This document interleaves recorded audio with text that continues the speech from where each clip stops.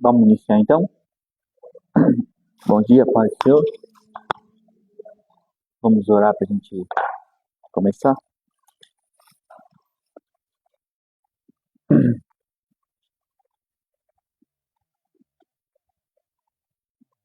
Pai, nós estamos mais um dia na Tua presença, te agradecendo a oportunidade que o Senhor nos dá essa manhã de nós falarmos da Tua palavra.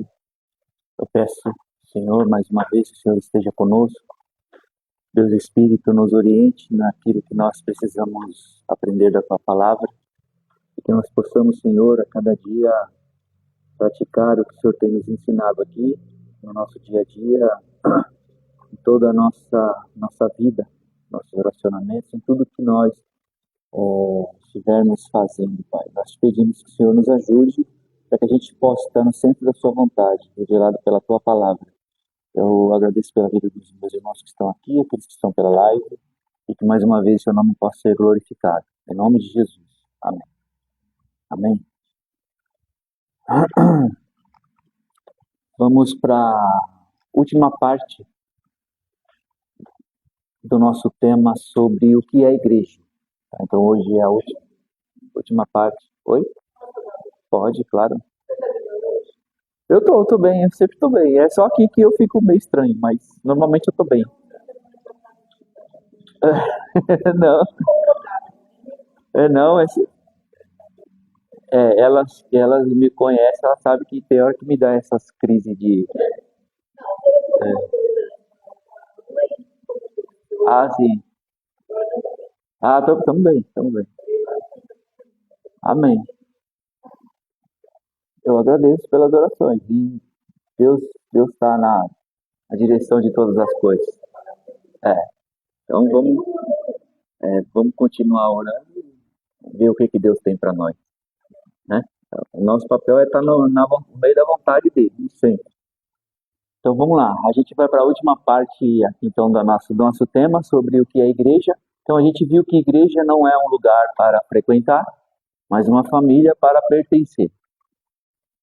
Lembra disso? A igreja não é um prédio, não é uma estrutura. A igreja é o ajuntamento daqueles que foram salvos por Jesus Cristo, convencidos pelo Espírito Santo e se tornaram discípulos de Jesus. Então, o ajuntamento desses discípulos de Jesus é que constitui a igreja, porque igreja, a palavra igreja, grego eclésia, tem o sentido de reunião, assembleia, né? Então, ajuntamento. Então, essa reunião, essa assembleia, a Bíblia chama de igreja, é formada pelos discípulos de Jesus, ok? Então, não é um prédio, é uma reunião. A gente viu também que a igreja é uma família para Deus. Lembram da última aula? Uma família para Deus. Quando nós nascemos de novo, nós já nascemos nessa nova família. E por conta disso, nós somos irmãos porque nós temos o mesmo ancestral em comum, que é o nosso Deus, né? Deus é o nosso Pai. Jesus até orientou a gente a orar assim, né? Pai Nosso. Por quê? Porque nós temos um ancestral comum e a nossa aliança nessa família de Deus é uma aliança de sangue, por meio do sangue de Cristo, o nosso irmão mais velho, como a Bíblia fala. Certo? Então nós fazemos parte dessa família de Deus, por conta disso nós somos irmãos. Nós vimos também que a igreja é um corpo para o Filho, ou seja, Cristo é a cabeça que está no céu, mas ele tem um corpo físico aqui na terra. E o corpo físico de Cristo aqui na terra é a igreja. E essa igreja é uma igreja diversa, no sentido assim, existem membros que são distintos uns dos outros. A igreja não é um ajuntamento de iguais, mas é um ajuntamento de diferentes que tem a unidade do Espírito, porque é o Espírito que promove a unidade entre os irmãos, ok? Então, cada um tem a sua função, assim como o corpo tem membros que têm funções distintas, assim também a igreja, os seus membros têm funções distintas, mas eles estão unidos pelo poder ou pelo sangue, na aliança do sangue e também pela comunhão do Espírito, que é o Espírito que promove isso em nós. Então, apesar de nós sermos diferentes em em diversos aspectos, nós temos o mesmo propósito, o mesmo objetivo, uma mesma missão. Por quê? Porque temos a mesma cabeça. Ok? Temos a mesma cabeça. Embora cada um tenha a sua função, mas a cabeça é a mesma. Então todos os membros devem obedecer à cabeça, que é Cristo. Independente da sua função, que seja diferente da função do seu irmãozinho que está do seu lado. Mas todos obedecem ao mesmo comando, ou deveria obedecer, que é Cristo. E a igreja também é um templo para o Espírito. Aí o apóstolo, tanto o apóstolo Paulo como o apóstolo Pedro, vai usar a figura do templo que era construído nos templos do Antigo Testamento, né? Aquela construção de prédio que eles colocavam os tijolos, né? Eles juntavam os tijolos e esse ajuntamento, ou seja, esses tijolos ou essas pedras vivas somos nós. Então cada um é encaixado no outro para quê? Para que se construa essa estrutura simbolicamente que chama de templo ou santuário. E nós, nessa construção, somos o santuário do Espírito. O que isso significa? Significa que quando nós nos ajuntamos, o Espírito Santo está presente.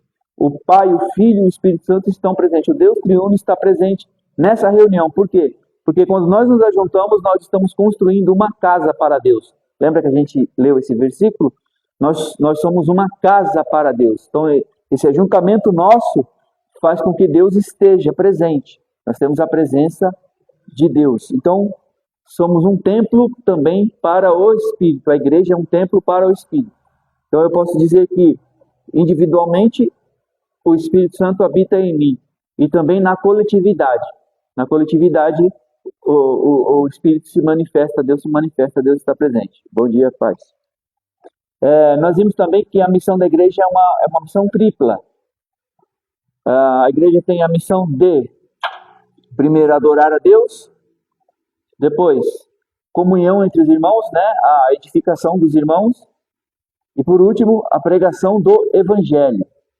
E vai ser o nosso próximo tema, o Evangelho todo, né? Porque quando a gente fala que a igreja tem a missão de pregar o Evangelho, a gente só pensa no quê? No id, né? No anúncio, no querigma. Mas o Evangelho, ele não tem só esse aspecto ou esse estágio da anunciação, do querigma, de anunciar Jesus Cristo, mas o Evangelho tem outros aspectos que envolvem o nosso dia a dia como irmãos. Então vai ser o nosso próximo tema, vai falar do Evangelho todo. E a igreja tem a missão de adorar a Deus, de a edificação entre os irmãos e de pregar o Evangelho todo, não só uma parte dele. Ok? Nós vimos tudo isso. Então hoje nós vamos encerrar trazendo uma advertência à igreja. A gente começou a falar isso semana passada. Então eu quero encerrar essa aula trazendo uma advertência à igreja. E a gente vai se basear num texto bem conhecido, que é o texto de Apocalipse, né? As 7 cartas escritas às 7 igrejas da Ásia. Mas a gente não vai falar de todas as igrejas, a gente só vai falar de uma igreja em especial, a igreja de Laodiceia, que é a última igreja. A carta à igreja, às 7 igrejas, vocês conhecem, vocês sabem, né? Já ouviu falar? Vocês conhecem.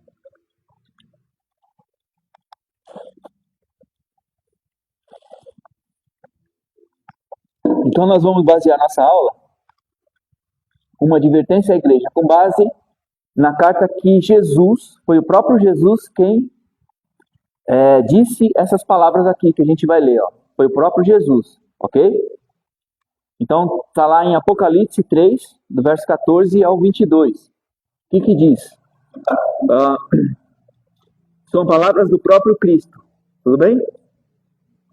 Ao anjo da igreja em Laodiceia escreva: estas são as palavras do Amém, a testemunha fiel e verdadeira, o soberano da criação de Deus.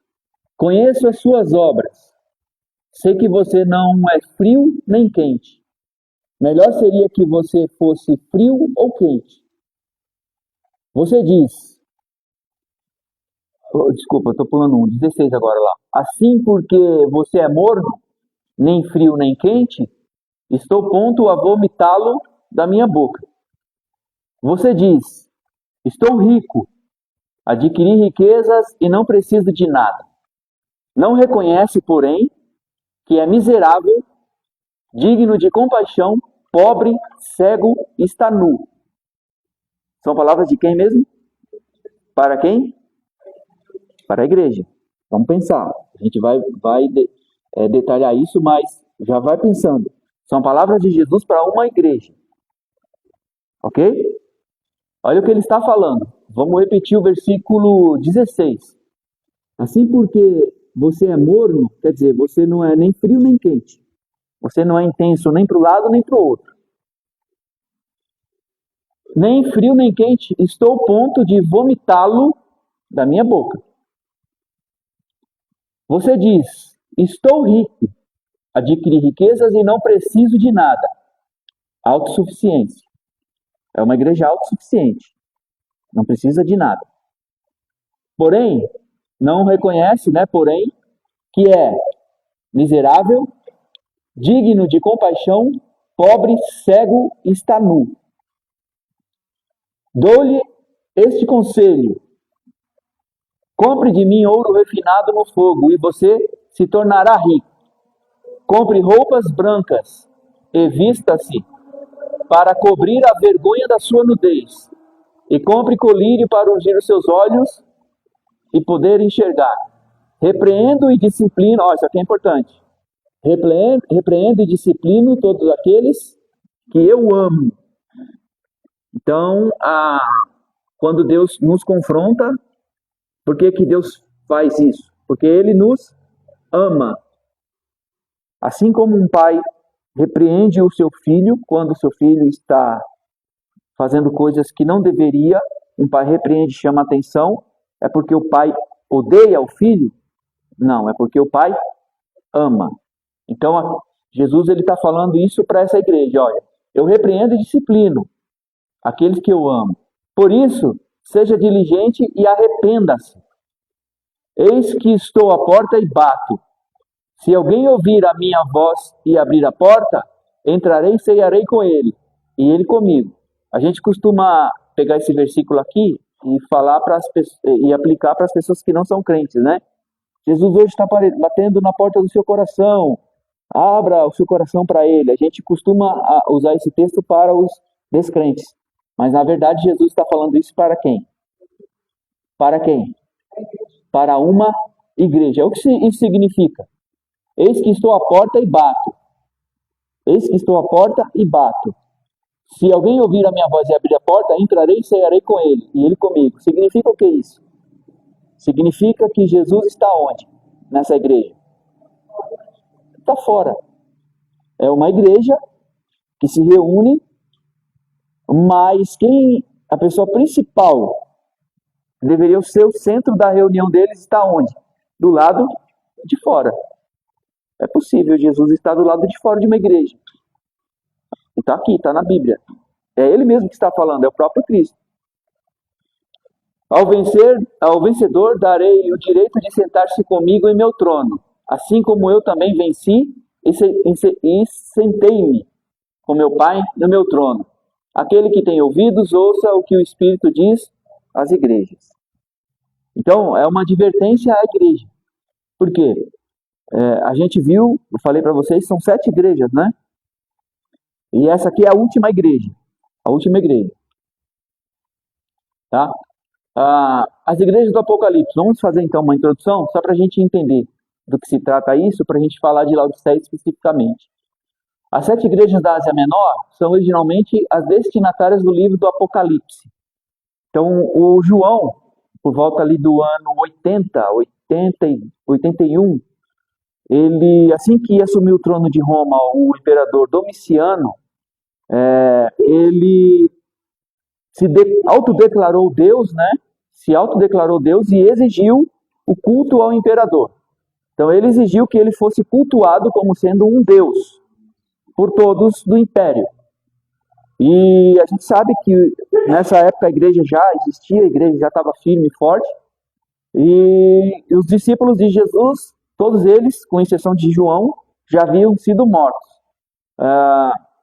Pedro e Paulo com Nero, e na sucessão dos imperadores, os demais discípulos eles foram mortos, assassinados, né, por conta da pregação do evangelho. Mas Jesus disse isso mesmo.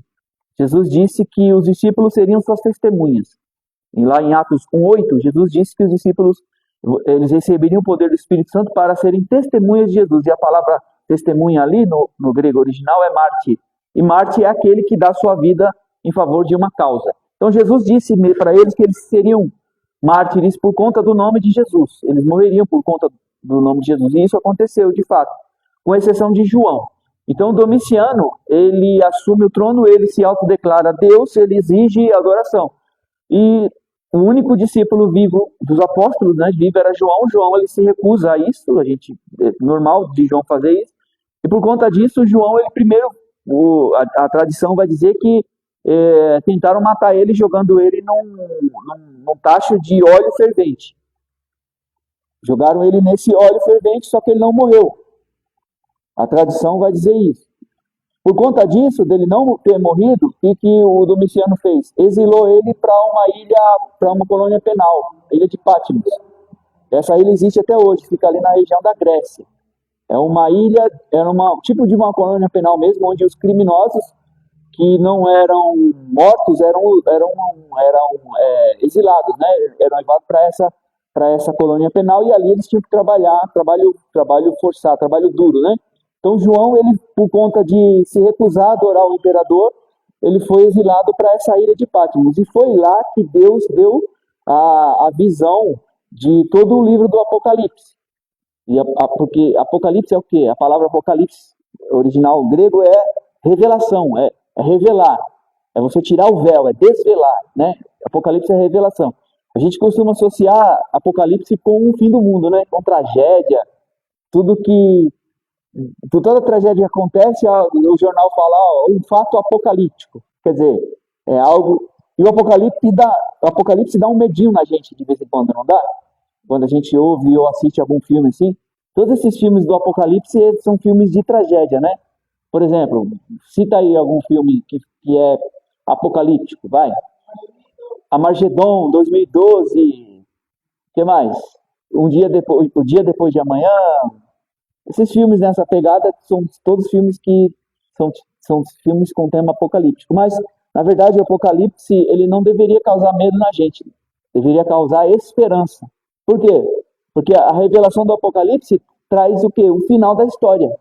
E como é que vai terminar a história? Como é que termina? Quem leu o Apocalipse e conseguiu chegar até o final e não desistiu no começo, vai ver que a história termina Jesus vencendo, o mal sendo derrotado e Jesus vencendo e reinando com seu povo eternamente. Então, esse livro deveria servir de esperança para a gente, de saber que esse mundo, do jeito que ele é, está com os dias contados. E Deus vai se vingar da humanidade, do sangue do Filho dele que a humanidade derramou. Deus vai se vingar. O Apocalipse é a vingança de Deus. Mas é a vingança de Deus para aqueles que rejeitam o Filho. Porque quem aceita o Filho está coberto, está livre da ira de Deus. Porque a ira de Deus ainda vai vir. Vai vir sobre o mundo. Vai vir sobre aqueles que pensam em praticar a maldade e só buscam as coisas desse mundo. Mas quem estiver coberto pelo sangue do Filho, esse será livre da ira de Deus.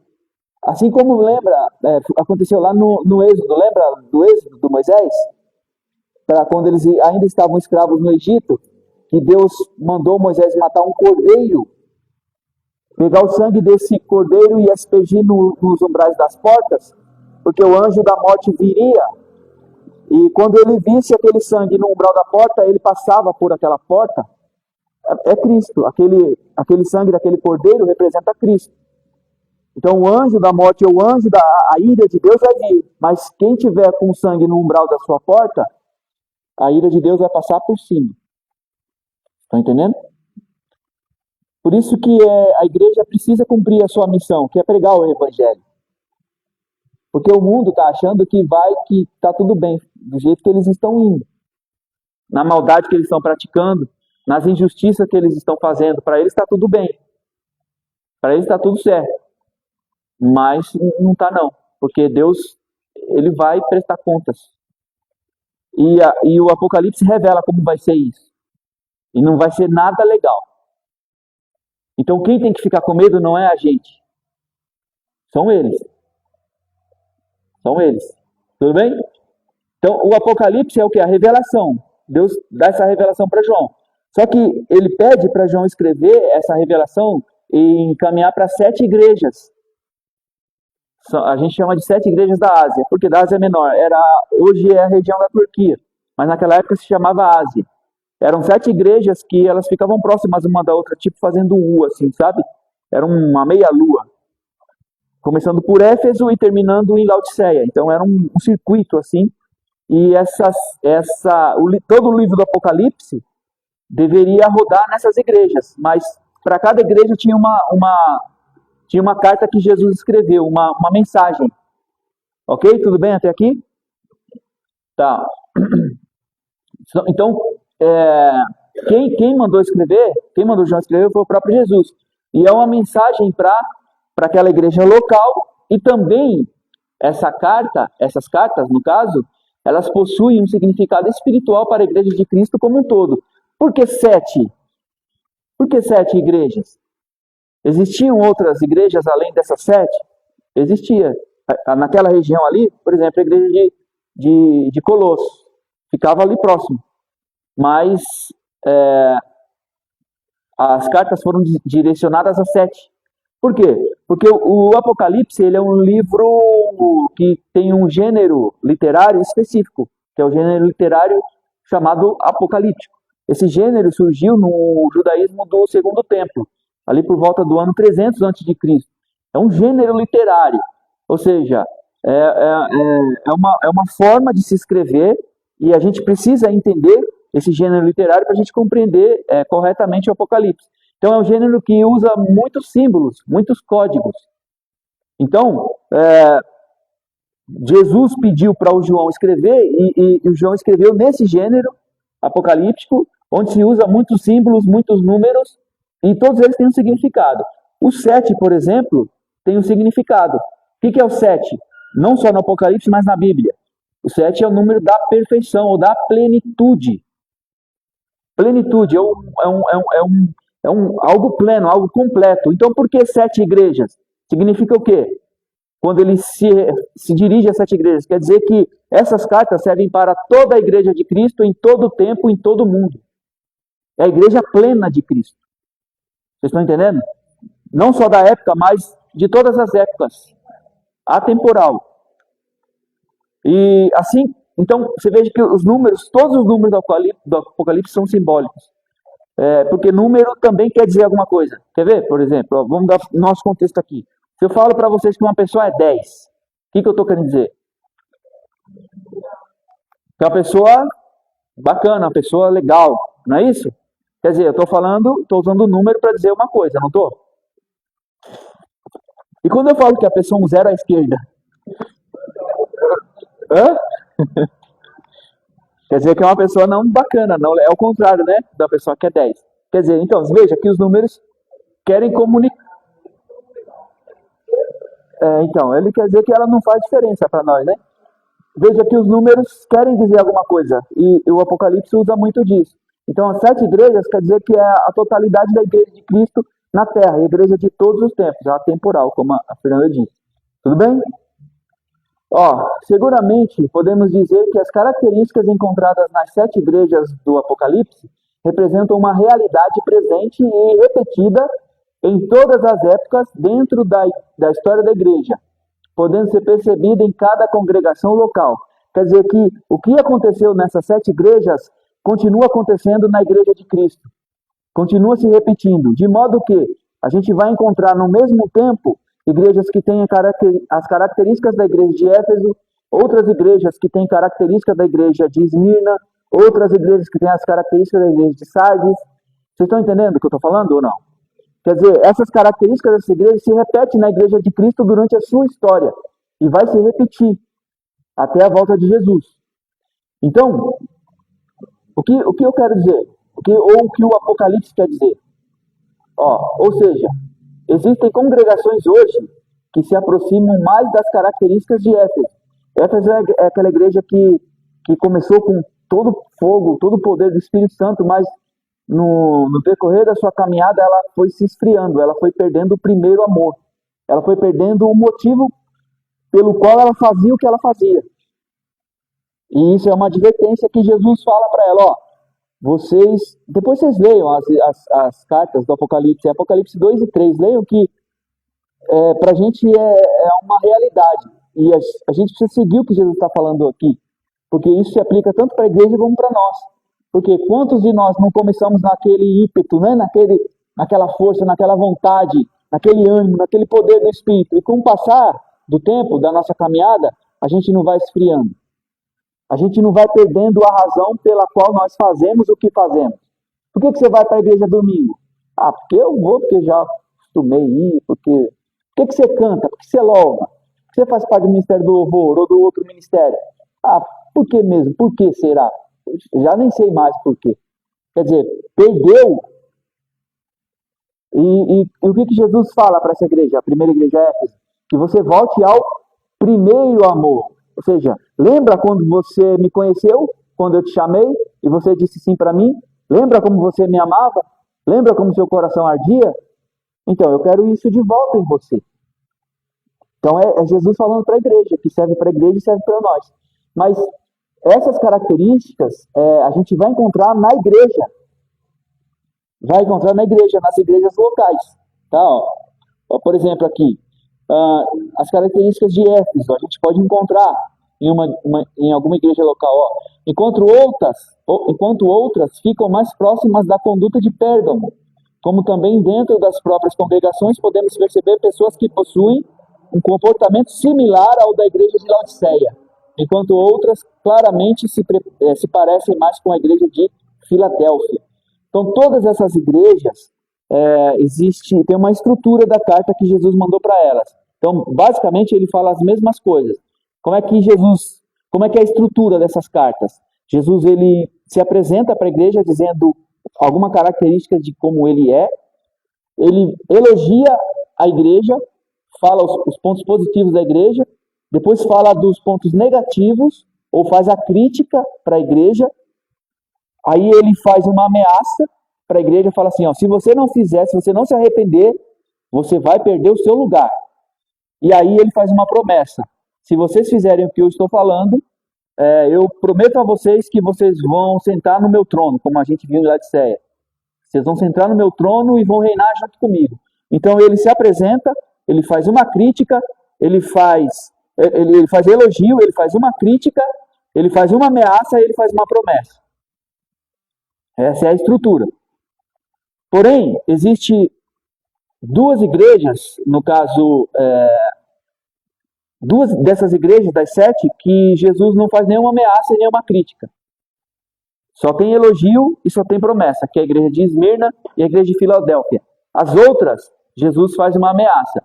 E no caso de Laodiceia, que é a igreja que a gente vai falar, Jesus não faz nenhum elogio. A gente leu aqui.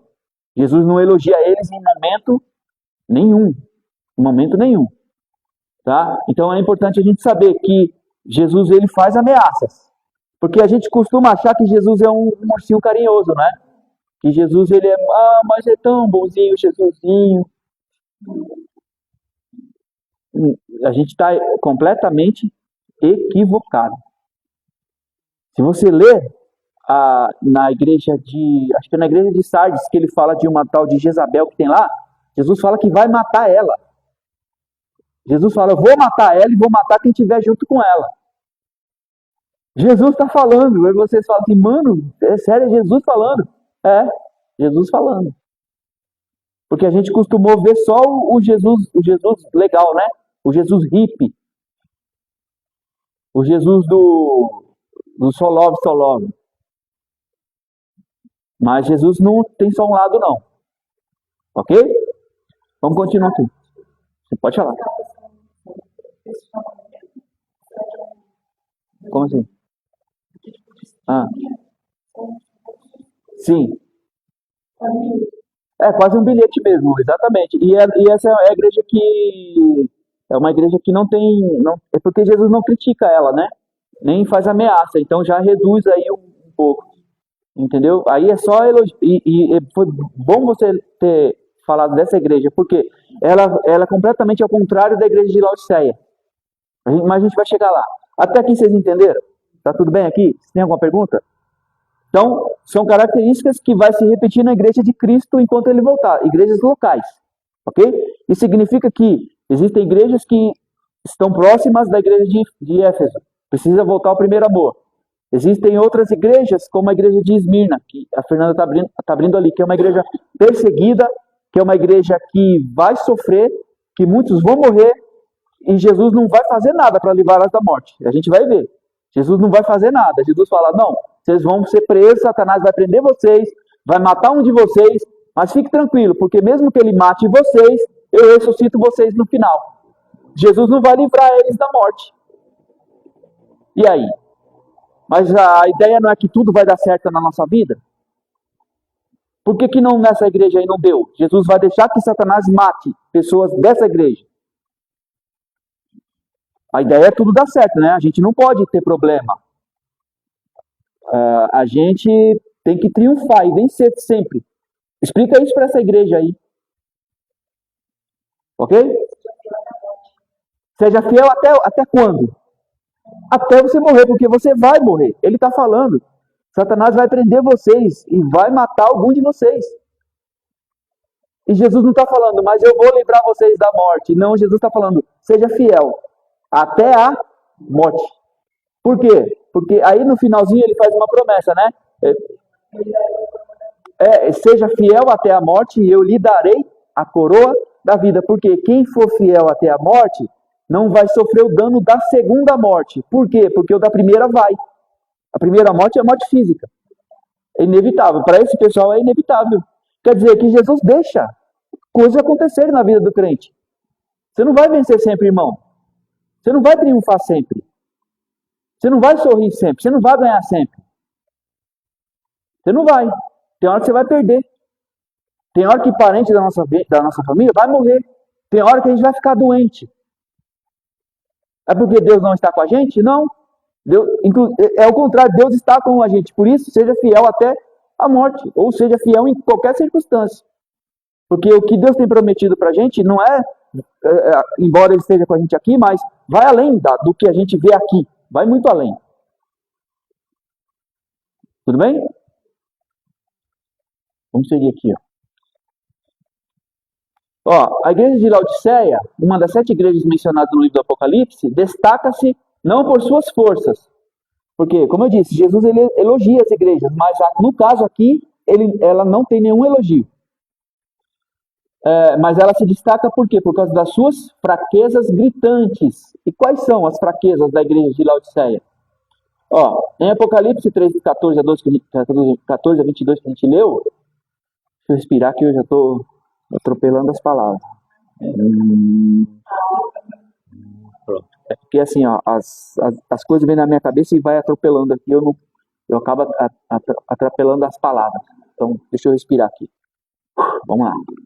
Em Apocalipse 3, 14 a 22, o apóstolo João registra uma mensagem de Jesus Cristo para a igreja de Laodiceia, que tanto é uma repreensão severa quanto um chamado ao arrependimento. É Jesus falando para aquela igreja, tá? Isso tem que ficar bem claro na nossa cabeça. Laodiceia era uma cidade rica na província romana da Ásia, conhecida por sua indústria bancária, produção têxtil e uma famosa escola de medicina que produzia colírio. Então, é uma cidade que se destaca pelo quê? Pela sua prosperidade. Ela tinha ali um centro bancário, um centro de câmbio ali, as pessoas do Império Romano era um centro comercial, não só bancário, mas comercial. Então, a questão econômica era forte ali naquela cidade, eu falo da cidade, e ali tinha centro bancário, centro de câmbio, então o pessoal daquela cidade era próspero por conta disso. Além disso, dessa indústria bancária, ou desse centro bancário financeiro presente nessa cidade, eles tinham também uma produção têxtil muito forte, porque eles produziam um certo tipo de lã chamado de lã negra, esse tecido era um tecido que era exportado para todo o império. E eram pessoas que tinham posse, que adquiriam esse tecido. Então eles produziam lá dessa lã negra. E também eles tinham uma escola de medicina, que está relacionada ao templo do Ascrépio. Não sei se você tem alguém aqui da área da enfermagem, mas vocês sabem que o símbolo da enfermagem é tipo uma cobra enrolada, assim. Tem a ver com isso aqui, ó. Tem a ver com o Ascrépio, que era o deus da medicina. Então esse símbolo tem a ver com isso, tá? Só uma curiosidade. E lá eles tinham o quê? Uma escola de medicina e eles produziam colírio. Um tipo de colírio, tipo um guento, um bálsamo, né? Acho que a palavra é bálsamo. Eles produziam com um tal de um pó frígio, que era da região ali, e esse colírio servia para quê? Para problemas oftalmológicos, né? Então eles produziam isso. Eles era uma cidade bem avançada, inclusive para a época, né? E por conta disso eles eram prósperos, eles eram ricos. Então, quando Jesus fala com essa igreja, ele fala numa linguagem que a igreja entende. Por quê? Essa igreja, ela meio que se confundiu com a cidade. A igreja, ao invés de, a partir do local onde ela estava estabelecida, ela influenciar a sociedade ao redor, foi ao contrário, a sociedade que influenciou a igreja. A sociedade, as características da sociedade acabou sendo absorvida pela igreja, de modo que a igreja se confunde com a sociedade. E tem que ser ao contrário, né? A igreja, ela é o quê? Do mundo, como a gente viu. Luz. Por que luz? É o contraponto em relação às trevas, à escuridão. A luz precisa iluminar, não é? Não pode se confundir com as trevas. A luz tem que ser destaque, tem que ser diferente. E sal. Por que sal? Porque dá sabor e também evita do quê? De que o alimento que é salgado apodreça. Então a sociedade, ela vai apodrecer se a igreja não for sal. Quer dizer, apodrecer no sentido assim, ela vai ser mal, a sociedade vai ser má, quanto ela pode, praticando as suas perversidades, as suas imoralidades, e ela vai mergulhar nisso, ela está apodrecendo. Se a igreja que está naquele local não fizer a diferença. Vocês estão entendendo o que eu estou falando?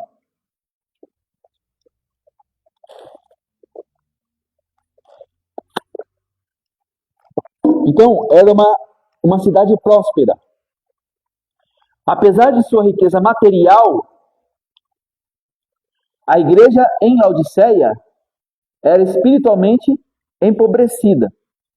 A mensagem de Jesus para esta igreja é única, porque não contém elogios, apenas críticas e um chamado à mudança, a arrependimento, né? Metanoia. Esta passagem fornece uma visão vívida da condição espiritual dos laodicenses e serve como uma lição atemporal, né, Fernando, para os crentes de hoje. Então, existem igrejas, e eu acho, do ponto de vista meu, isso é uma observação minha, que existem, né? Se a gente olhar a igreja brasileira de uma forma geral, faz sentido, vai fazer sentido para a gente uma outra interpretação que se tem com relação às cartas às igrejas do Apocalipse, de que, bom dia, existe uma outra interpretação que vai dizer que cada igreja dessa representa uma era da igreja. Ou seja, a igreja de Éfeso é a igreja que surgiu no poder do Espírito Santo, que surgiu no amor forte a Cristo, só que com o passar do tempo o amor se esfriou. Então, essa é a primeira, é a característica é o primeiro período da igreja, a igreja que surgiu no poder do Espírito, mas se esfriou. E conforme o tempo foi passando, cada igreja dessa representa um período da história da igreja. De modo que a igreja final, ou a igreja do tempo da volta de Jesus, ela é representada pela igreja de Laodiceia. Porque a Laodiceia é a última igreja. É a última igreja. Então essa interpretação também faz muito sentido, porque quando a gente lê, aí vocês leem, caso fica como lição de casa, vocês leem essas cartas, vocês vão ver que Jesus está falando, ele sempre fala assim, se você não se arrepender, eu virei até você. Ele sempre está falando que vai vir.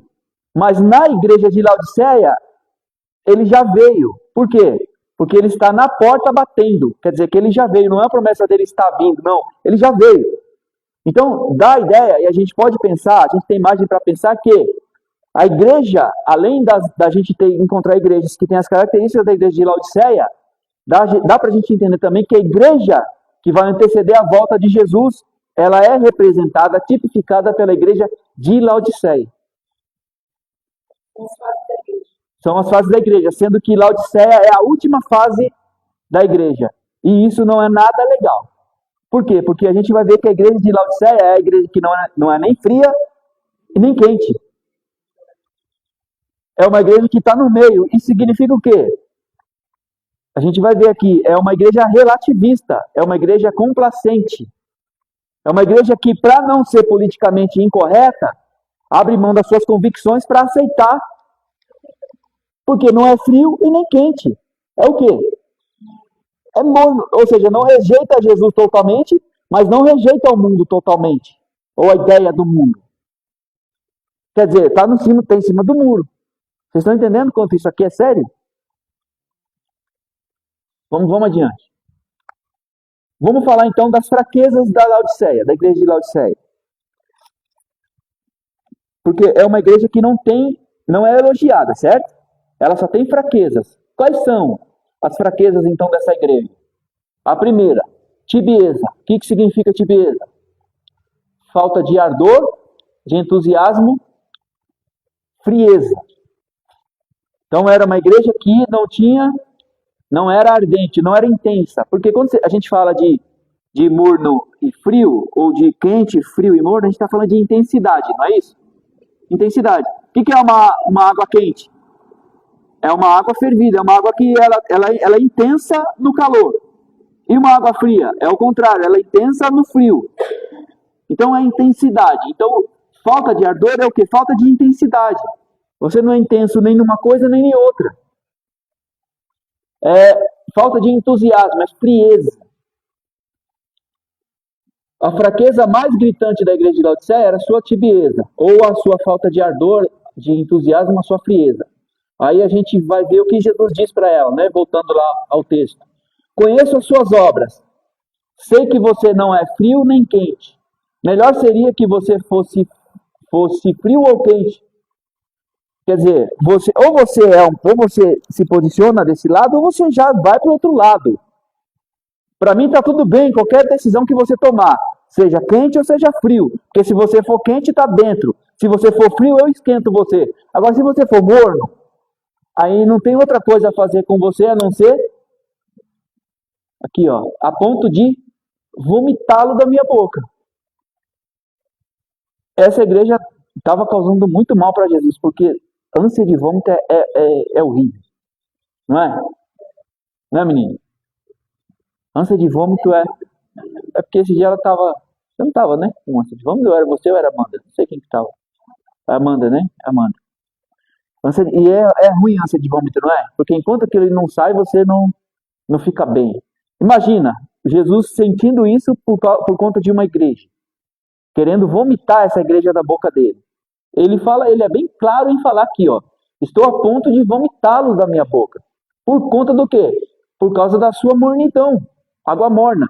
E por que ele está falando, né? Eles serem mornos. Vamos ler aqui, ó. A imagem da água morna teria sido particularmente pungente para os laodicenses, que viviam em uma cidade com um abastecimento de água notoriamente ruim. Porque assim, a Laodiceia, ela ficava entre Herápolis e entre Colossos. Ela ficava no meio. Colossos ficava acima do nível do mar, ficava próximo das montanhas. Então a água que vinha de lá era água fria, era água que refrescava, tinha uma funcionalidade, refrescar. E Herápolis era conhecido pelas águas termais, que era a região vulcânica, então a água era quentinha. Então o pessoal praticava aqueles banhos medicinal, né? Que tem uma região no Brasil que faz isso também, eu não sei onde é, mas eu ouvi falar que tem. Água medicinal, aquela água que você, tipo piscinas naturais, de água quente, que a pessoa vai ali tomar banho, passa lama e tal. Esses negócios que as mulheres gostam de fazer. Né? Ou não? Não é? Isso aí não serve pra pele? Não tem um negócio assim? Então, tô falando bobagem? Não tô. É que a gente não liga muito, né? Os homens, a gente tem essas pele de jacaré e tá tudo bem. Nada, é pele de jacaré e tá tudo certo. Tanto é que quando a gente vê a canela é de duas cores, é branca e preta. Né? Mas tá certo, não tá bem, não tá bem hoje, Jean? Não tá tranquilo? Pra nós não liga pra isso não. Então veja, ó, Colossos e Hierápolis, água fria e água quente. Só que a Laodiceia, que ficava no meio, não tinha fonte de água. Então a água que vinha ou era de Colossos ou era de Hierápolis. E quando chegava nela, chegava morna. Nem fria, nem quente. Então quando Jesus usa essa figura da água, está se referindo a uma característica da cidade. E aí a igreja entendia o que ele estava falando. Então quando Jesus fala, vou vomitar, porque a água morna tem essa... Além das funções que ela tem essa de provocar o vômito, a água morna. Antigamente, não sei hoje, mas antigamente os médicos falavam, tá com ânsia de vômito? Toma água morna que você vomita. A água morna serve para isso, certo? Então Jesus usa essa figura para falar, ó, vocês não são intensos, vocês não refrescam, nem vocês têm aquela funcionalidade medicinal com a água quente. Vocês ficam no meio do caminho, ou vocês estão em cima do muro. E isso não é bom, porque isso está causando em mim ânsia de vômito. Jesus falando.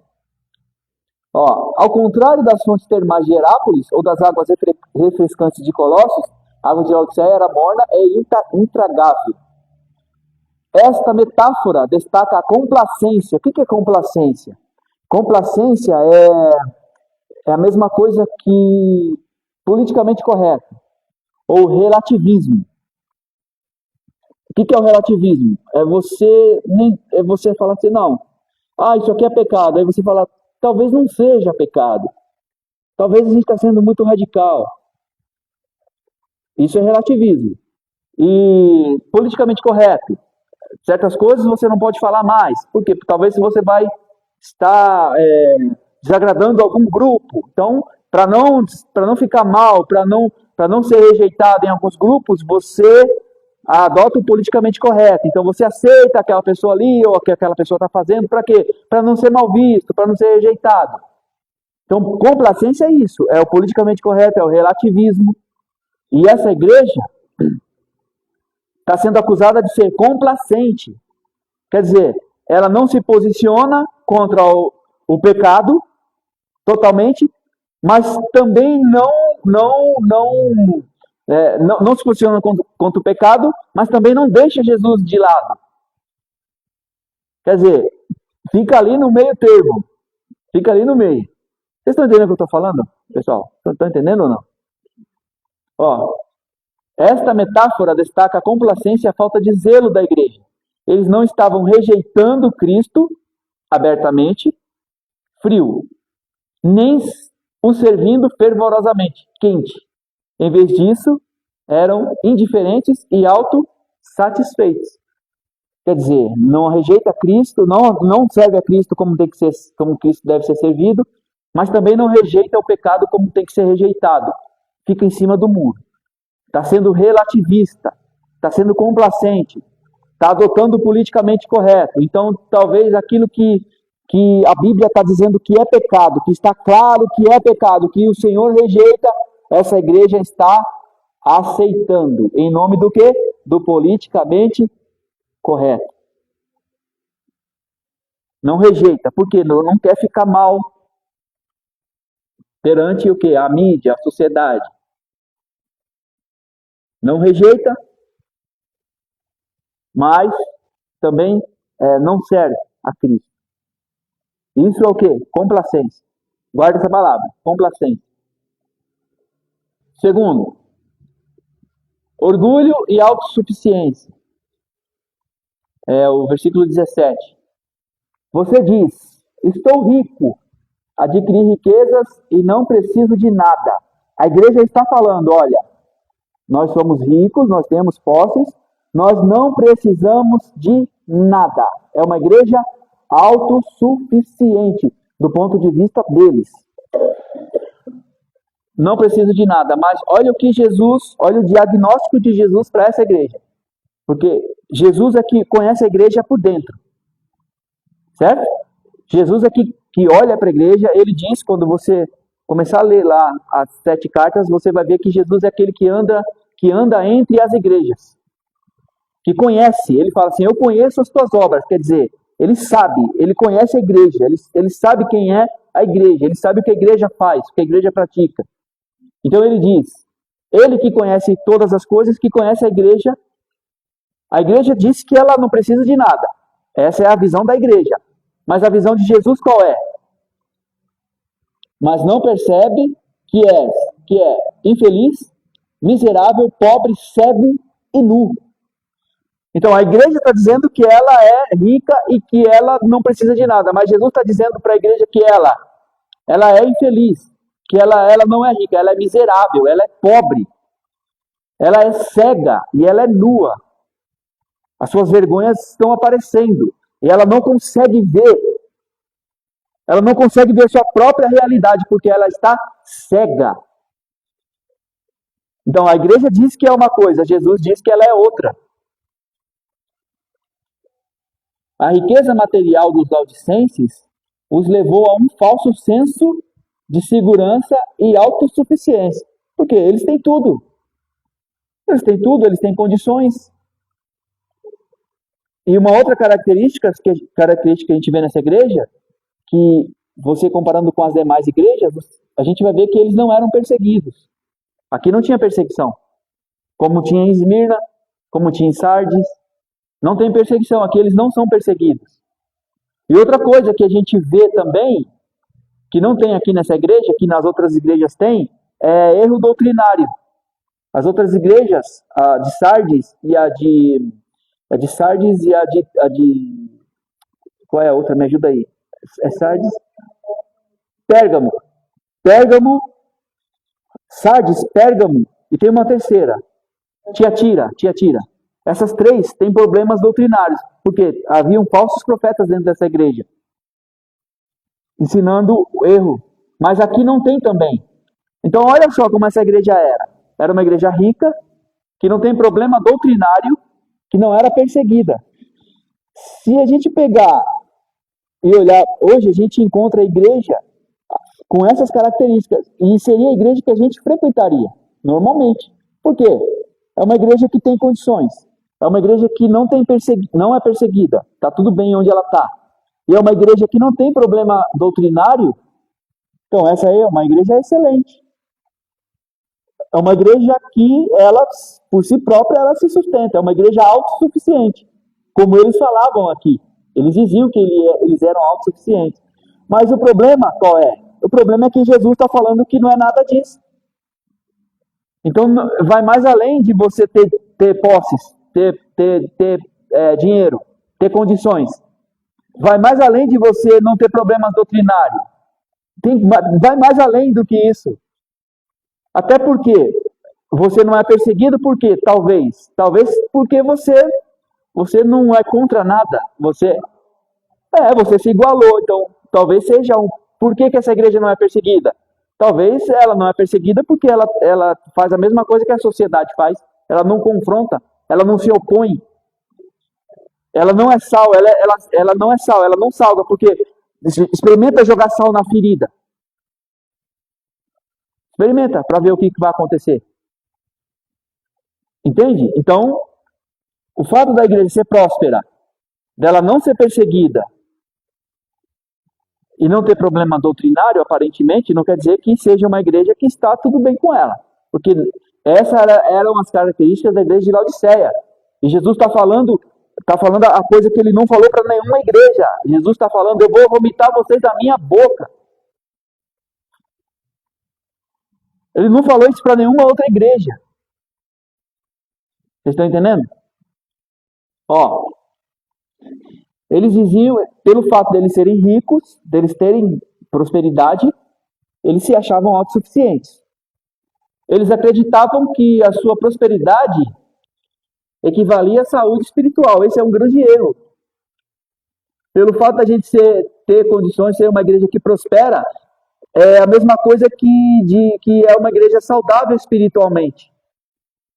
Mas Jesus está falando que não é. Uma coisa não tem nada a ver com a outra. É só você ler. Vamos ler aqui. Lê para mim, por favor, Fernanda. Esmirna. Leia. Olha só o que Jesus fala. Essa igreja está falando que é rica, que tem prosperidade, e ela acha que a sua prosperidade é equivalente à saúde espiritual, ou seja, eles estão bem espiritualmente. Agora, leia Esmirna. Hoje a igreja de Esmirna. Estas são as palavras daquele que é o primeiro e o último que morreu e tornou a viver. Conheço as suas aflições e a sua pobreza, mas você é rico. Parou aí. Jesus está falando que a igreja de Esmirna é rica ou pobre? Rica ou pobre? Leia esse finalzinho, por favor, Fernando. E a sua pobreza. Conheço as suas aflições e a sua pobreza. Eles são pobres. Mas você é rico. Conheça a blasfêmia dos que dizem de Deus, mas não são, sendo antes sinagoga de Satanás. Não tenham medo do que vocês está prestes a sofrer. O diabo lançará alguns de vocês na prisão para prová-los. E vocês sofrerão perseguição durante 10 dias. Seja fiel até a morte, e eu lhe darei a coroa da vida. Agora, compara, solta aí. Obrigado, Fernando. Compara. Essa igreja está dizendo que é rica, e pelo fato deles serem ricos, eles acham que estão bem espiritualmente. Mas o que Jesus fala para ela? A igreja acha que é rica. E o que Jesus fala em relação a isso para ela? Que ela é pobre. Para Jesus ela é pobre, mas para ela é porque ela tem condições, ela é próspera. Mas para Jesus ela é o quê? Agora Esmirna. Esmirna é uma igreja pobre, mas para Jesus ela é o quê? Vocês estão percebendo que não é dinheiro? Não é dinheiro. Para Jesus, o que vale é o diagnóstico que a igreja faz de si, ou o diagnóstico que Jesus faz da igreja? O que vale? O diagnóstico que Jesus faz da igreja. Era uma igreja pobre. Era uma igreja que não tinha condições. Mas Jesus está dizendo que, ok, para o mundo vocês é pobre, mas para mim vocês são ricos. E eu aqui não estou fazendo apologia à pobreza não, tá? Entenda o que eu estou falando. Eu estou falando de valores. Eu estou falando de valores. Valores em relação que valem para o reino de Deus. Então, olha só, a questão aqui é que eles eram prósperos, mas para Deus, para Jesus, e Jesus pega pesado. Vocês não estão percebendo como Jesus está pegando pesado com essa igreja. Jesus está falando, olha, você é infeliz. Você é miserável. Miserável.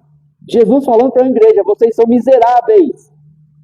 Vocês são infelizes. Vocês são pobres. Vocês são cegos. Mas é uma igreja rica, é uma igreja próspera.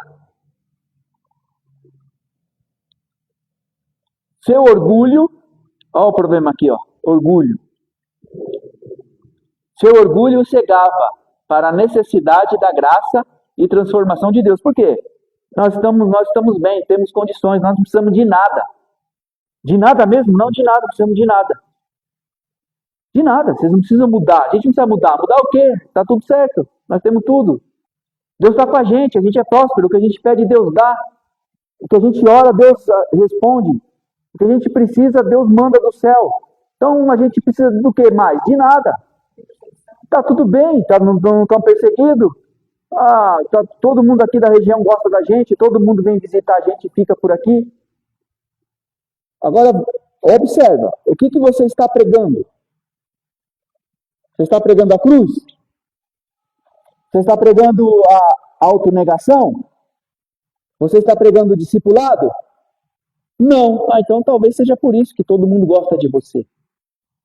Porque a partir do momento que você começar a confrontar, quando você começar a jogar o sal na ferida, aí eu quero ver se vai continuar. Se o artista tal vai continuar vindo. Se o pilantra safado lá, adúltero, que faz de segunda a sábado, prostitui, faz tudo, e domingo está na igreja, quero ver se quando você começar a confrontar esse cidadão, se ele vai continuar frequentando a sua igreja. Vamos lá, vamos voltar aqui.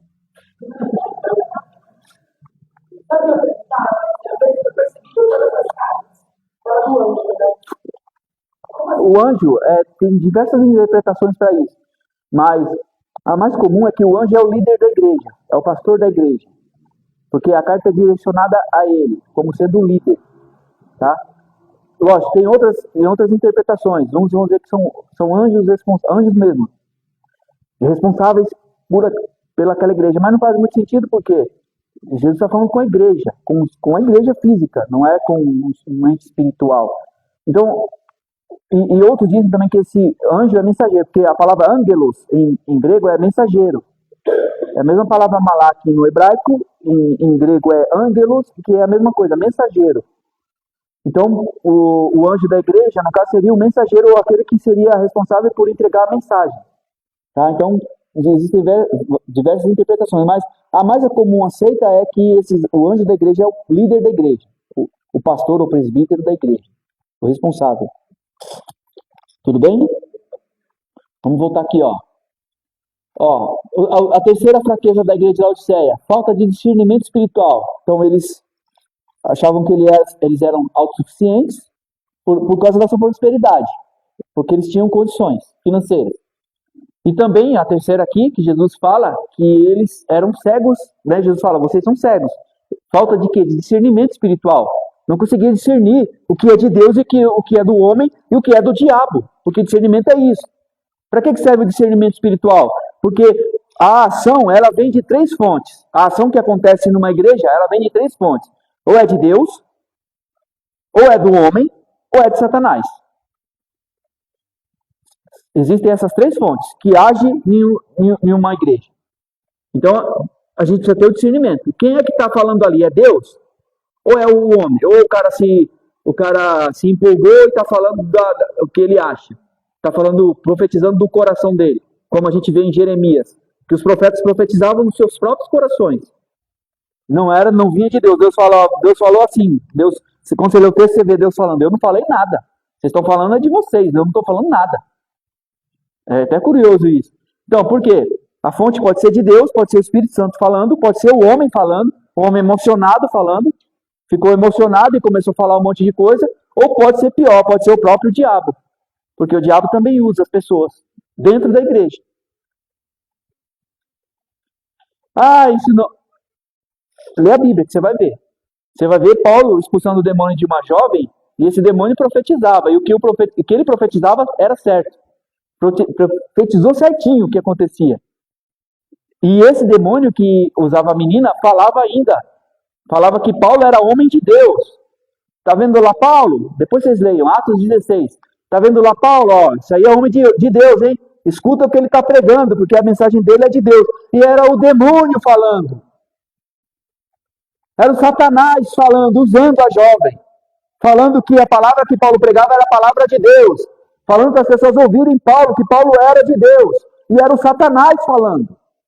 Dentro ali do ambiente. Se você não tem discernimento, como Paulo, como é que vai ser isso? Paulo percebeu, falou, opa, está falando que eu sou de Deus, eu sou mesmo, está falando que eu prego é de Deus, é verdade mesmo, mas quem está falando é Satanás. Sai, Satanás. Discernimento espiritual, esse pessoal não tinha. Tudo bem, irmãos? Vocês estão bem? Vocês estão comigo? Eu estou tentando ficar. Vamos lá. Os laodicenses eram espiritualmente cegos, incapazes de ver sua verdadeira condição. Esse é um problema. A minha mãe dizia, o pior cego é aquele que não quer ver. Que não quer ver. Esse é o pior cego, aquele que não quer ver. Eles não conseguiam ver a condição deles, a verdadeira condição deles. Eles estavam em extrema necessidade do colírio para ungir os olhos e poder enxergar. Apocalipse 3:18. Está vendo que Jesus usa aqui a figura do colírio? Jesus fala, compre de mim o colírio. Mas vamos deixar mais para frente isso. Esta cegueira os impedia de reconhecer sua necessidade de arrependimento e renovação. Sua falta de discernimento os tornava vulneráveis à complacência espiritual e ao engano. Quer dizer, o engano no sentido assim, não questão doutrinária, mas eles estarem fazendo as mesmas coisas que as pessoas da cidade estavam fazendo e não estavam percebendo. seja, não estavam percebendo, não estavam enxergando a sua própria condição, estavam se enganando. Por quê? Era uma igreja autossuficiente, nós temos tudo, então não precisamos de nada. Mas eles eram cegos. Ao contrário aqui. Nudez espiritual. Deixa eu ver quanto tempo falta para a gente ir já para o final. Vamos já encaminhar para o final. Um outro problema aqui era a questão da nudez espiritual, né? Apesar de suas roupas finas, os laodicenses estavam espiritualmente nus. Jesus os aconselha a comprar roupas brancas para vestir, para cobrir a sua vergonha e a sua nudez. Nas escrituras, vestes brancas frequentemente simbolizam pureza e justiça. Os laodicenses precisavam se vestir com a justiça de Cristo, em vez de confiar em suas próprias realizações. Vamos então para a parte final aqui da aula, que a gente vai entender tudo isso aqui, e a gente encerra, a gente fecha todo esse entendimento aqui. O chamado arrependimento, porque o Jesus ele esculacha eles lá, tá tudo bem, Jesus dá um esculhambo neles, mas Jesus fala, eu faço isso por quê? Porque eu amo vocês, eu quero que vocês voltem para mim. Então, quando Jesus confronta a gente, guarda isso na sua cabecinha, assim como eu guardei na minha. Quando Jesus confronta a gente com a palavra dele, é porque ele quer o nosso bem. Ele quer que a gente permaneça na presença dele. Por isso é que ele chama a nossa atenção. Porque a partir do momento que ele não fala mais nada com você, ele não te confronta, ele não te incomoda para você sair do comodismo, quer dizer que ele já abriu mão de você. Faça o que você quiser. Para mim, tanto faz. Vocês estão entendendo isso? Quando Jesus abre mão, e esse é o maior castigo que Deus pode dar para a humanidade, é deixar ela viver do jeito que ela quer. Vocês não querem viver assim? Então vivam. Quer dizer que você não importa mais para Jesus. Quando ele não fala mais com você, não te confronta mais. Quer dizer que tanto fez o que você fizer, é problema seu, ele não quer mais saber. Mas enquanto ele estiver pensando na gente, querendo o nosso bem, querendo a gente, ele vai nos confrontar. Então não fique chateado quando Jesus chamar a tua atenção. Fique chateado quando ele deixar de chamar, porque quer dizer que ele não está ligando mais para você, não. Ele já deixou você viver do jeito que você quiser. Tudo bem? Vamos lá. Ó. Apesar da severa repreensão, Jesus oferece aos laodicenses um caminho para a restauração. O arrependimento. Ó, em Apocalipse 3, 18 a 20, ele estende um convite ao arrependimento e à comunhão. Olha o que ele fala. Ó. Aconselho-te que de mim compres ouro refinado no fogo, para que te enriqueças. Quer dizer, eles eram ricos, na perspectiva deles. Mas Jesus está falando para eles que eles devem adquirir o ouro de Jesus. O ouro de Jesus. E será que o ouro de Jesus é o mesmo que o nosso? Ou aquilo que tem valor para Jesus, será que é a mesma coisa que a gente atribui valor? Ele está falando, ó, compre de mim ouro refinado no fogo, para que te enriqueças, porque vocês são pobres, vocês são miseráveis. Mas eu estou dando para vocês a oportunidade de vocês adquirirem de mim o ouro que de fato vale. Ok? Ó, e roupas brancas para que te vistas, e não apareça a vergonha da tua nudez. Quer dizer, vocês têm uma indústria têxtil aí na cidade de vocês, mas vocês andam nus. Por quê? Porque a roupa de vocês, a roupa que eu tenho para vocês, não é a mesma que vocês acham que tem valor. É a que eu acho que tem valor. Está vendo que Jesus é da perspectiva dele? É da perspectiva dele. A gente tem que viver de acordo com a vontade de Jesus. Com a vontade da perspectiva de Jesus, não a nossa. Porque, na maioria das vezes, o que a gente acha é ao contrário do que Jesus acha. Ó. E colírio para ungir os teus olhos a fim de que vejas. Eu repreendo e disciplino a quantos amo. Sê, pois, zeloso e arrepende-te. Que é um convite ao arrependimento, a metanoia, mudança de comportamento. É uma mudança que começa aqui e vai refletir nas nossas ações. Se mudou aqui, tem que refletir no que você faz. Mudança de mente, mudança de pensamento, que vai refletir nas suas ações, todas as suas ações. Eis que estou à porta e bato. Isso para mim é o mais sério. Se alguém ouvir a minha voz e abrir a porta, eu entrarei em sua casa e cearei com ele e ele comigo. Isso aqui é o quê? Comunhão. Comer junto é comunhão, é amizade. Mas é uma igreja que estava se reunindo periodicamente, fazendo lá as suas ceias, as suas coisas, mas quem que está lá, que devia ser o centro de tudo, não estava fora. Vamos lá, para a gente encerrar. Ouro refinado no fogo. O que significa? Jesus oferece aos laodicenses verdadeira riqueza espiritual, simbolizada pelo ouro refinado no fogo. Ao contrário de suas riquezas terrenas, essa riqueza espiritual é imperecível e de valor eterno. Então, o que é o ouro refinado no fogo que Jesus está falando para eles adquirirem, do próprio Jesus? O que é? Vamos ler? Mateus 6, vamos ver rapidinho. Cada um abre um texto aí para a gente conseguir encerrar. Mateus 6, do 19 a 21 e outro Lucas 20 a 21. O que é essa riqueza que Jesus está falando para a igreja de Laodiceia adquirir?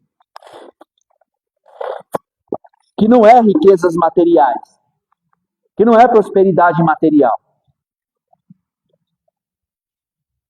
Quem achou pode ler Mateus 6, do 19 ao 21.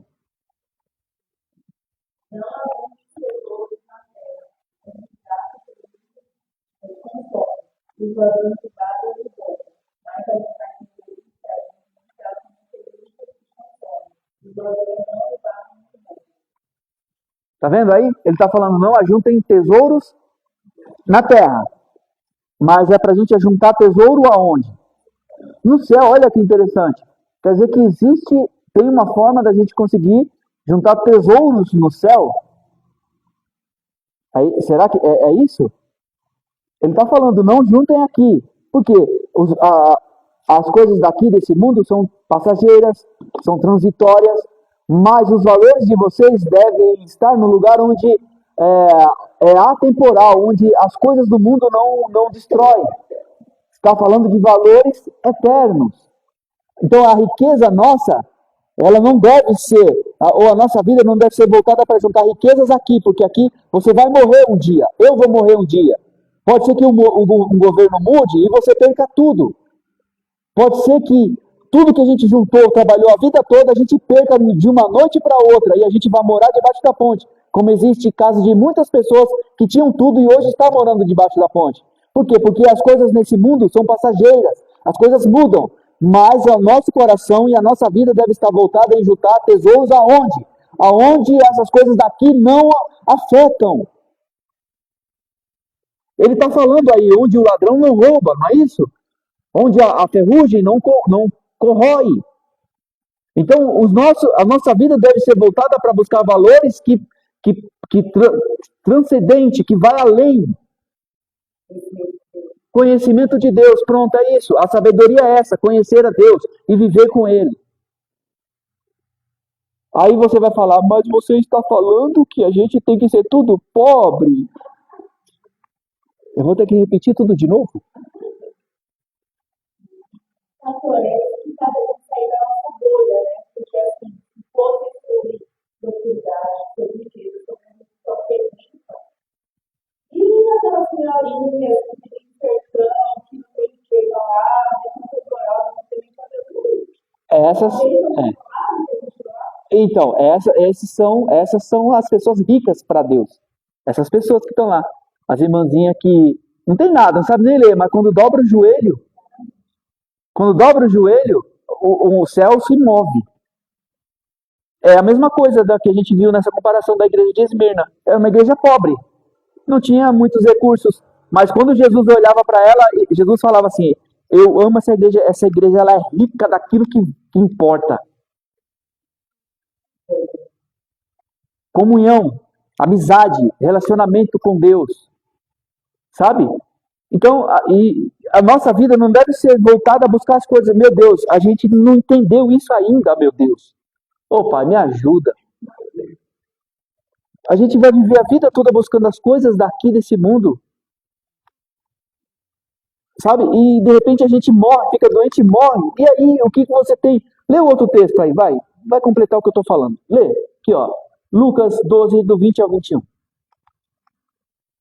Lê aí.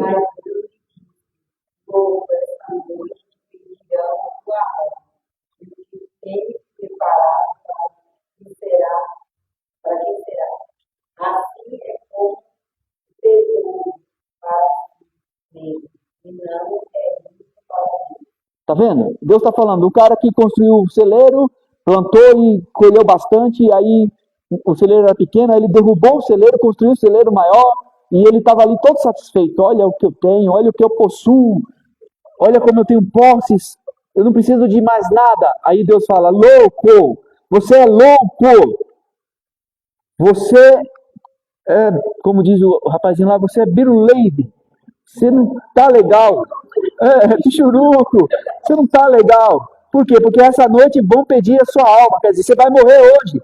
E o que você tem? Vai para onde? Vai para quem?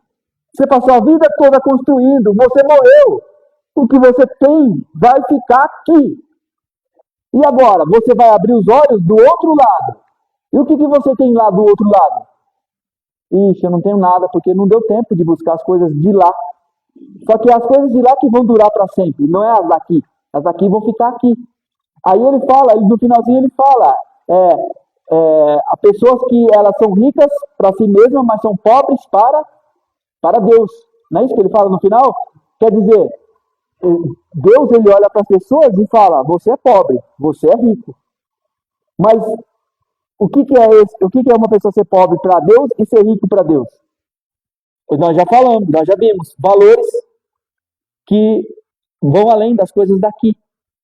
Não estou falando que a gente deve ser pobre, entenda. Eu estou falando que a nossa vida não pode estar nessas coisas. É isso que eu estou falando. Buscar só essas coisas. Está acabando? Já deu horário? Vamos encerrar?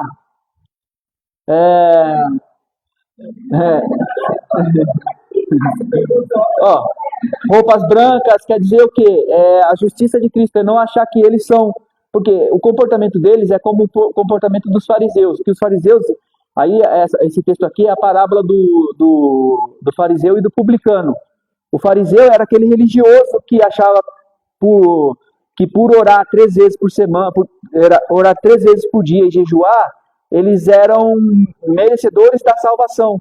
Eles tinham mérito na salvação. Então eles vão orar para Deus e falam assim, Deus, olha, eu jejuo, eu oro, eu dou oferta, eu dou dízimo e tal, eu faço isso, então eu estou orando aqui. Graças a Deus, eu não sou igual aquele ali, ó, que está orando ali. Eu sou diferente. O cara orando assim. E o texto vai, depois vocês leiam, o texto vai falar que ele orava de si para si mesmo. Ele não estava orando para Deus, ele estava orando para ele mesmo. Enquanto que o publicano, que era aquele que era o pecador, na perspectiva do fariseu, ele simplesmente dobra os seus joelhos e nem olha para cima. Ele abaixa a cabeça e fala, Senhor, tem misericórdia de mim porque eu sou um pecador. Quer dizer, ele reconhece, eu por mim não consigo, eu não posso, eu não tenho, eu não sou. Então, dos dois que estavam orando, Jesus fala que o publicano saiu justificado. Por quê? Porque ele reconheceu que ele é pecador e que ele precisa de um salvador. Enquanto que o fariseu é autossuficiente. O fariseu ele se achava digno de alguma coisa pelo que ele fazia. Pelo dízimo que ele dava, pelas orações que ele fazia. Quer dizer, o mérito é dele, o mérito não é de Deus, é dele mesmo. Então ele é autossuficiente. É o mesmo pensamento da igreja de Laodiceia. E Jesus falou, quem é justificado é aquele que reconhece seus pecados. Não é aquele que se acha. Entendeu? Então, comprar roupas brancas é isso, é você confiar na justiça de Cristo. É você se reconhecer pecador e que necessita de que Ele te justifique, não você próprio se justifique. Porque você não tem como. Eu não tenho como pagar a minha dívida com Deus sem Jesus. Eu não tenho. Por mais que eu faça boas obras.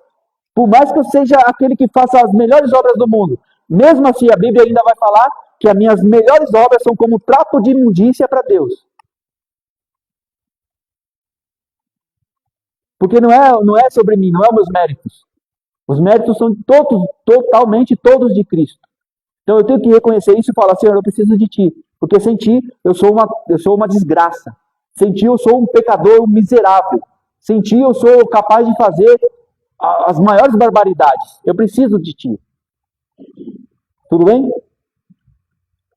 Colírio. Colírio é para quê? Para ela conseguir enxergar a sua própria necessidade. E saber que ela é necessitada de Cristo. Comunhão. O convite de Jesus para abrir a porta e ceiar com Ele é uma imagem poderosa de comunhão íntima. Significa um relacionamento pessoal com Cristo. caracterizado por comunhão contínua e amor mútuo. Quer dizer, o que é esse último aqui, ó? Esse que estou à porta e bato, quem abrir, eu vou entrar. Quer dizer que em nossas reuniões, Jesus jamais pode deixar de ser o centro. Quando nós nos reunimos como igreja, ele tem que ser o centro de tudo, o centro da nossa adoração, do nosso louvor, da nossa oferta, da pregação, ele tem que ser o centro, porque tudo existe por causa de Cristo, ele é o centro de tudo. Ok? Pode existir igreja onde Jesus esteja fora? Pode. Existe igreja onde Jesus não esteja? Existe. Como é que eu sei disso? Observe. Observe. Quando você estiver num culto, numa reunião, observe se Jesus é falado, se Jesus é adorado, se Jesus é glorificado, se a palavra de Jesus é pregada, se Jesus é citado, se Jesus é louvado. Se você não vê isso, quer dizer que Jesus não está ali. Se fala de tudo, menos de Jesus. Então Jesus não está ali, ele não é o centro. Observe, faça esse exercício e veja se Jesus está. Tudo bem? Vamos orar? Então que nós possamos vigiar para que nós não sejamos como a igreja de Laodiceia, complacente, nem frio, nem quente. Ok? Vamos lá então. Vamos orar? Pode orar, Fernanda, por favor, para a gente.